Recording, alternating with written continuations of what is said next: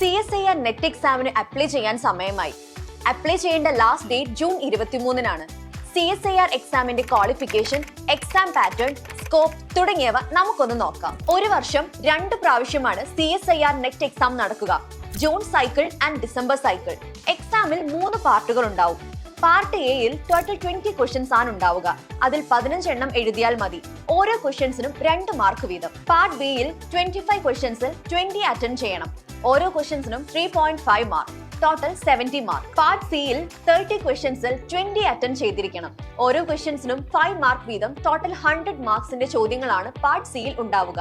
അങ്ങനെ 200 മാർക്കിന്റെ ചോദ്യങ്ങളായിരിക്കും. നെറ്റ് കിട്ടിയാൽ പ്രധാനപ്പെട്ട കോളേജുകളിൽ ലെക്ചർ പോസ്റ്റുകളിലേക്ക് നിങ്ങൾക്ക് അപേക്ഷിക്കാൻ കഴിയും. ആൻഡ് JRF ആണ് കിട്ടുന്നതെങ്കിൽ JRF ലാബ്സിലോ കോളേജുകളിലോ റിസർച്ച് സ്കോളറായി നിങ്ങൾക്ക് ജോയിൻ ചെയ്യാൻ കഴിയും. സാധാരണ 10 മാർക്കിന്റെ ഡിഫറൻസ് ആണ് നെറ്റും JRFും തമ്മിൽ ഉണ്ടാവുക.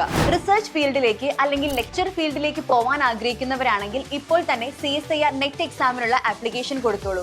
ജൂൺ 26, 27, 28 തീയതികളിലാണ് എക്സാം നടക്കുക. CSIR നെറ്റ് ലൈഫ് സയൻസ് പ്രിപ്പറേഷനുള്ള മികച്ച കോച്ചിങ് നിങ്ങൾക്ക് NLearn നിന്നും ലഭിക്കും.